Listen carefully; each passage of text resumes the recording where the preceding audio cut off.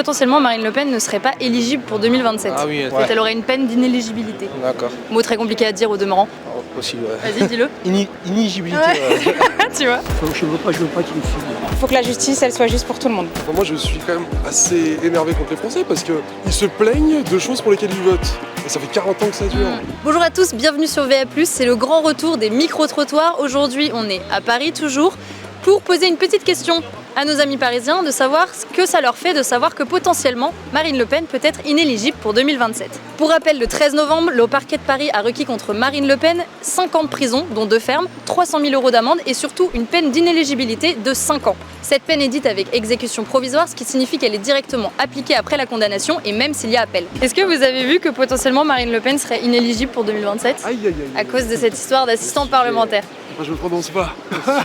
Elle aurait apparemment détourné de l'argent public européen pour financer des activités politiques de son propre parti plutôt que des activités de collaborateurs parlementaires européens. Ouais. Voilà. J'avoue que j'en pense pas grand-chose.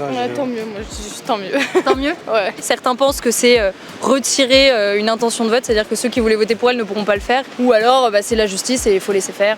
Moi je trouve que c'est légitime. Elle a fait une fraude à l'État, c'est ça?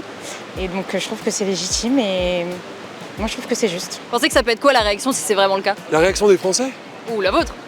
Ah, la mienne, c'est très triste, la réaction des Français. Il n'y a pas de réaction des Français. Ouais. Il se passe rien. Elle a quand même fait plus de 40% au deuxième tour en 2022. On peut se dire qu'il y a quand même une bonne partie des Français qui vont être dégoûtés. Oui. Ouais. Ça fait des années que les gens sont dégoûtés, il se passe rien. Je suis un peu pessimiste, moi, perso. Je suis pas forcément d'accord avec ce qu'elle propose. Cependant, je pense que ce n'est pas la seule à avoir détourné de l'argent. Oui. Donc après, peut-être que c'est la seule qui a été attrapée la main dans le sac, sac. ouais. Ouais, voilà. Je trouve ça scandaleux, hein. C'est pas une d'énergie. Enfin, je vois même pas le problème, en fait. Ouais. C'est l'affaire Fillon 2.0. C'est-à-dire qu'on nous refait le coup vous devez utiliser votre enveloppe parlementaire d'une certaine façon. Ouais. Ça fait des années, enfin ça a toujours marché comme ça, Ouais. les gens ont toujours utilisé leur enveloppe parlementaire comme ils le souhaitaient. Ça s'est toujours bien passé, il me semblait. On agit avec elle comme on agirait avec les autres. Donc elle a fait une faute, donc moi je pense que c'est légitime. Et c'est un soulagement qu'elle puisse pas se présenter ou pas? Entre les deux, je dirais plus un soulagement. Ouais. Pourquoi? C'est pas tes idées? Oui. Oui. Pour moi, c'est une bonne chose. C'est vrai? C'est une très bonne chose. C'est Soulagement? soulagement. Ouais, ça faisait peur pour la suite en fait, surtout en tant que jeune et tout, pour ce qui nous attendait en fait. Ouais. Pour moi oui, je vous avoue que je soutiens pas trop ce parti, Ouais. mais ça laissera aussi à l'occasion à d'autres candidats de se présenter. Après, ça enlève pas le fait qu'il y ait quand même son Parti. successeur Oui. et son parti avec Jordan Bardella qui puisse quand même se présenter. Moi je suis même pas sûr que ça soit Bardella pour la FN. Moi je verrais bien, bon peut-être pas Gollnisch, mais je sais pas moi, quelqu'un...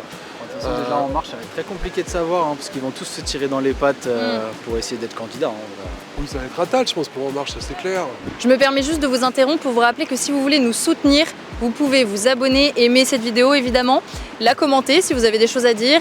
Et pour les plus téméraires d'entre vous, vous pouvez aussi rejoindre notre offre Rejoindre, tel est son nom, avec un petit abonnement mensuel qui nous permet de financer nos reportages et d'aller beaucoup plus sur le terrain parce que je crois que vous aimez beaucoup ça. Il n'y a pas eu de jugement que je sache. Pour l'instant non, Voilà. mais il y a la peine d'inéligibilité pour l'instant Oui, mais qui... ça c'est le procureur, donc écoutez, le jugement il sera ce que la justice décidera, il y a des appels. Oui mais apparemment l'inéligibilité s'appliquerait même s'il y a des appels. C'est exact, mais si elle s'applique, on n'en sait rien. Et là tout le monde dit ah bah super de la part des magistrats qui bizarrement, syndicat de la magistrature a appelé à voter contre l'extrême droite, c'est sûr que la justice n'est pas impartiale dedans. Est-ce que vous pensez qu'il y a peut-être un peu de ça? Ah carrément, ah bah oui.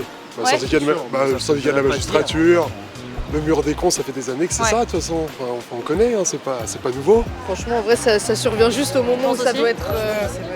Je sais pas trop quoi en penser. Ouais. Ouais, je Tu sais pas. soupçonnerais pas un truc comme ça?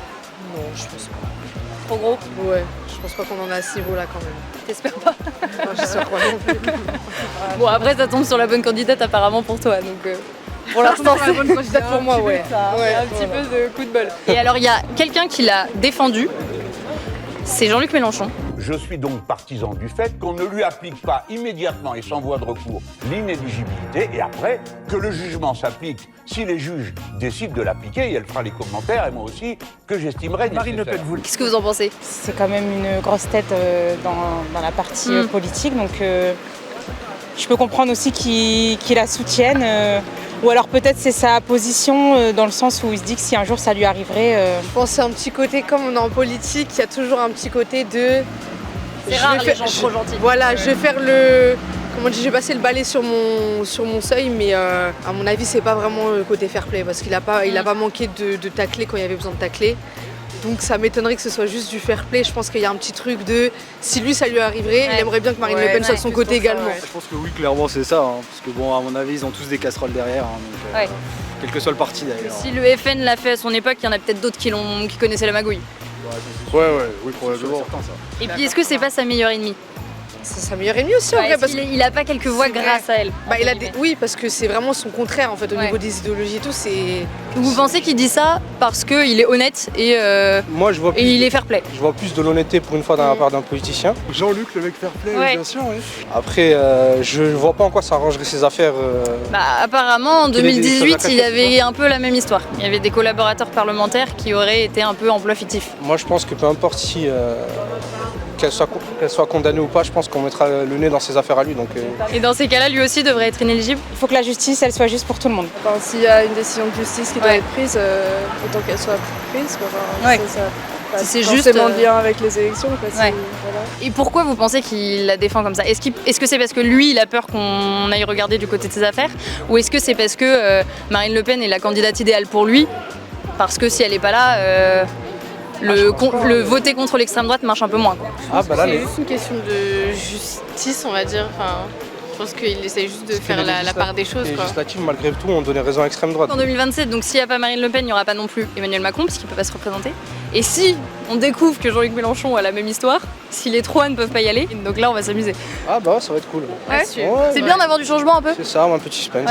Ok. Moi je pense que ça pourrait apporter justement du nouveau dans la politique française, de pouvoir découvrir d'autres candidats et moi je pense que ça pourrait être bien. Il pourrait y avoir qui après Mélenchon par exemple? Bonne question. Mélenchon, je sais pas. Ouais, c'est ça qui est dur. Des autres représentants LFI, je pense. Oui, mais qui sera moins connu que lui. Oui, mais c'est du pareil au même, quoi. C'est les mêmes idées. On va ressortir des dinosaures de la politique, du tiroir. C'est un bon dinosaure. Typiquement Barnier. Sympathique Barnier quand même. Moi je suis pas très Barnier compatible à la base. C'est quand même un Premier ministre normal entre guillemets. C'est-à-dire qu'on a un mec qui insulte pas les gens, qui met quand même des mots sur les problèmes réels de la France. C'est déjà assez agréable. Enfin, moi, je suis pas spécialement contre Barnier. Après, bon, il est quand même centriste, le mec, évidemment. Et après la présidentielle, je suis pas sûre qu'il fasse long feu, mais... Ouais. On verra. Il est juste tombé au mauvais moment, Barnier, parce que bon, on lui a léché 7 ans de déluge économique. Bon, ça présage rien de bon, quoi. Beaucoup de pessimisme là entre nous, là, je sens. Beaucoup de pessimisme. De toute façon, ici, si on n'est pas pessimiste, c'est quand même assez étonnant. Enfin, moi, je suis quand même assez énervé contre les Français parce qu'ils se plaignent de choses pour lesquelles ils votent. Et ça fait 40 ans que ça dure. Si tu votes pour la même personne à chaque fois, ça risque pas de changer. Affaire à suivre. Grosse affaire à suivre. Très bien. Bon, merci beaucoup. Merci à vous, bon plus. courage.